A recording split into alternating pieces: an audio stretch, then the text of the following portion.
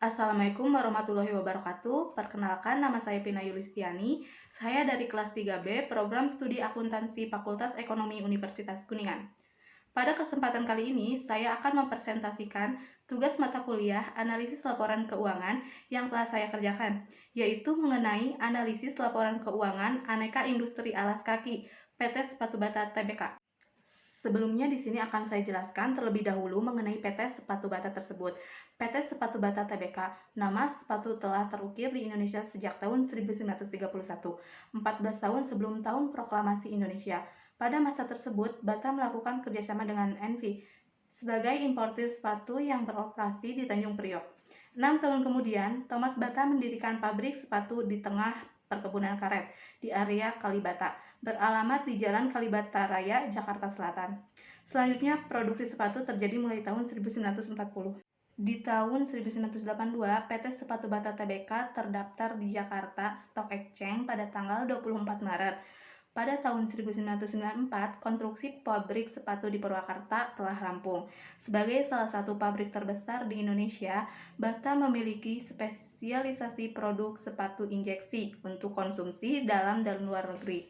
Saat ini, Bata Indonesia menempati gedung 6 lantai, yaitu kantor PT Sepatu Bata Tbk di Cilandak, Jakarta Selatan.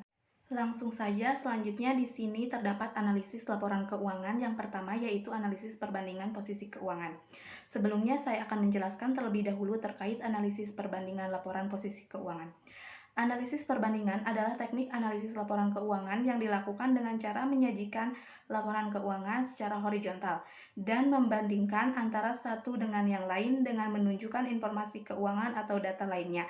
Teknik perbandingan tersebut dapat menunjukkan kenaikan dan penurunan dalam kurun waktu tertentu. Seperti yang dapat kita lihat bersama di sini, terdapat total aset, liabilitas, total ekuitas, serta total liabilitas dan ekuitas selama periode waktu 5 tahun yaitu 2017 sampai 2021. Yang mana hasil presentasi tersebut diperoleh dengan cara menjumlahkan total tahun kedua dikurangi total tahun pertama, kemudian dibagi total tahun pertama. Saya ambil contoh untuk total aset tahun 2018 atas 2017. Untuk menghitungnya yaitu dengan cara total aset tahun 2018 dikurangi total aset tahun 2017, kemudian dibagi total aset tahun 2017. Selanjutnya analisis perbandingan laporan laba rugi. Terdapat total pendapatan, laba bruto, dan laba usaha. Untuk menghitung persentasinya pun sama seperti menghitung analisis perbandingan pada laporan posisi keuangan yang tadi, yaitu dengan cara menjumlahkan total tahun kedua dikurangi total tahun pertama, kemudian dibagi total tahun pertama. Saya ambil contoh untuk total pendapatan tahun 2018 atas 2017, yaitu menghitungnya masih sama dengan cara total pendapatan 2018 dikurangi total pendapatan tahun 2017, kemudian dibagi total pendapatan 2017. Untuk selanjutnya ada analisis rasio. Yang pertama ada rasio likuiditas. Rasio likuiditas adalah rasio yang mengukur kemampuan likuiditas jangka pendek suatu perusahaan dengan melihat aktiva lancar perusahaan relatif terhadap hutang lancarnya. Yang mana dalam rasio likuiditas terdapat current ratio dan achieved ratio. Untuk current ratio, cara menghitungnya yaitu dengan menjumlahkan total aktiva lancar dibagi hutang lancar.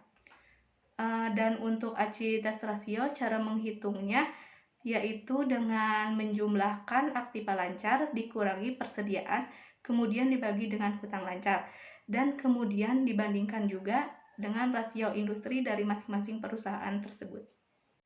Selanjutnya ada analisis rasio. Leverage adalah suatu rasio untuk mengukur kemampuan perusahaan dalam pemenuhan kewajiban atau pelunasan utangnya, baik jangka pendek maupun jangka panjang. Dengan kata lain, leverage rasio adalah representasi tingkat utang suatu perusahaan atau bisnis yang telah dikeluarkan, yang mana terdapat total debt to total asset ratio dan total debt to total equity ratio. Untuk total debt to total asset ratio, cara menghitungnya yaitu dengan menjumlahkan total utang dibagi dengan total aktiva. Dan untuk total debt to total equity ratio, cara menghitungnya yaitu dengan total utang dibagi dengan total ekuitas, yang kemudian dibandingkan juga dengan rasio industri dari masing-masing perusahaan tersebut. Selanjutnya ada analisis rasio aktivitas. Rasio aktivitas menunjukkan tingkat efektivitas penggunaan aktiva atau kekayaan perusahaan, yang mana terdapat total aset turnover dan receivable turnover. Untuk total aset turnover, cara menghitungnya yaitu dengan menjumlahkan penjualan dibagi dengan total aktiva, Dan untuk receivable turnover, cara menghitungnya yaitu dengan cara menjumlahkan penjualan dibagi dengan piutang, yang kemudian juga dibandingkan dengan rasio industri dari masing-masing perusahaan tersebut. Selanjutnya ada analisis rasio profitabilitas, merupakan rasio yang menunjukkan tingkat imbalan atau perolehan dibanding penjualan atau aktiva, yang mana terdapat gross profit margin dan return of equity. Untuk gross profit margin, cara menghitungnya yaitu dengan menjumlahkan laba kotor dibagi dengan penjualan. Dan untuk return of equity, cara menghitungnya yaitu dengan menjumlahkan it dibagi dengan modal sendiri, kemudian kali 100% dan dibandingkan juga dengan rasio industri dari masing-masing perusahaan tersebut. Selanjutnya ada analisis Comensage. Analisis Comensage merupakan suatu laporan yang membandingkan semua nilai yang ada dalam laporan keuangan. Fungsi analisis Comensage adalah mempermudah pembaca laporan keuangan memperhatikan perubahan-perubahan yang terjadi dalam neraca. Yang pertama ada analisis Comensage neraca, yaitu untuk menghitung persentasinya dapat dihitung dengan cara untuk aset, total aset dibagi dengan total aset, untuk liabilitas, total aset dibagi dengan total liabilitas, dan untuk ekuitas, total aset dibagi dengan total ekuitas, dan untuk total liabilitas dan ekuitas, yaitu total aset dibagi dengan total liabilitas dan ekuitas. Selanjutnya terdapat analisis Comensage, laporan laba rugi, dan untuk mendapatkan persentasinya dapat dihitung dengan cara, yaitu untuk pendapatan, cara menghitungnya pendapatan dibagi pendapatan. Selanjutnya, untuk laba bruto dan laba usaha, masing-masingnya dibagi dengan total pendapatan untuk menghasilkan persentasinya. Selanjutnya ada analisis tren laporan posisi keuangan, merupakan teknik analisis yang digunakan untuk mengetahui tendensi keadaan keuangan dan kinerja perusahaan yang naik atau turun. Untuk mendapatkan hasil presentasinya dapat dihitung dengan cara semua tahun pertama, kedua, ketiga, keempat, sampai dengan tahun kelima dibagi dengan total tahun pertama. Seperti contoh tahun 2017 dibagi 2017, tahun 2018 dibagi 2017, tahun 2019 dibagi tahun 2017, sampai dengan seterusnya sampai dengan tahun 2021. Selanjutnya ada gambar grafik dari analisis tren laporan posisi keuangan, yaitu dapat dilihat sebagai berikut. Selanjutnya ada analisis tren laporan laba rugi. Untuk menghasilkan persentasi perhitungannya, caranya sama dengan menghitung pada analisis tren laporan posisi keuangan, yaitu total tahun pertama, kedua, ketiga, keempat, sampai dengan kelima dibagi dengan total tahun pertama. Seperti tahun 2017 dibagi 2017, tahun 2018 dibagi tahun 2017, tahun 2019 dibagi tahun 2017, sampai dengan seterusnya sampai dengan tahun 2021. Selanjutnya kita semua dapat melihat di sini terdapat juga sebuah grafik dari analisis tren laporan laba rugi. Selanjutnya ada analisis DuPont, merupakan suatu sistem analisis yang dimaksudkan untuk menunjukkan net profit margin, total asset turnover, dan return on investment saling berinteraksi untuk menentukan ROE, yang mana analisis ini kemudian akan menghasilkan ROE pada perhitungan setiap tahunnya. Di sini saya mengambil sebuah contoh bagan analisis DuPont tahun 2017, di mana menghasilkan ROE sebesar 9,29%. Dan untuk tahun selanjutnya di sini tidak ditampilkan bagannya, tetapi terdapat ROE-nya saja. Tahun 2018 10,65%, tahun 2019 3,95%, tahun 2020 negatif 9,10%, dan tahun 2021 negatif 11,96%. Next, di sini ada analisis cross section, yaitu perbandingan terhadap perusahaan lain atau rata-rata industri. Untuk rata-rata aritmatika ROA-nya dapat dihitung dengan cara ROA tahun pertama sampai dengan tahun kelima dibagi dengan 5 tahun, karena periode waktunya dari 2017 sampai dengan 2021, yaitu 5 tahun. Dan untuk menghitung aritmatika nilai bukunya dapat dihitung dengan cara nilai buku tahun pertama sampai dengan tahun kelima dibagi dengan 5 tahun. Dan untuk memperoleh nilai bukunya dapat dihitung dengan cara ekuitas dibagi dengan saham beredar. Dan untuk menghitung rata-rata tertimbang ROA-nya dengan cara menghitung ROA tahun 2017 dibagi dengan total ROA selama 5 tahun. Kemudian dikali dengan ROA tahun 2017. Begitu juga dengan seterusnya sampai dengan waktu 5 tahun tersebut. Dan untuk nilai bukunya pun sama dengan menghitung rata-rata tertimbang ROA-nya. Dan untuk menghitung median dapat dihitung median ROA tahun pertama sampai dengan tahun kelima, kemudian nilai bukunya nilai buku tahun pertama sampai dengan tahun kelima.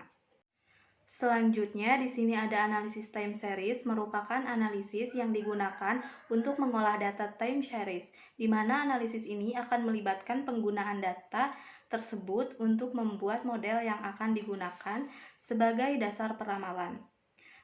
Dengan analisis ini, kita dapat mengetahui apa yang menyebabkan terjadinya suatu tren, apakah karena sentimen tertentu atau karena hal lain.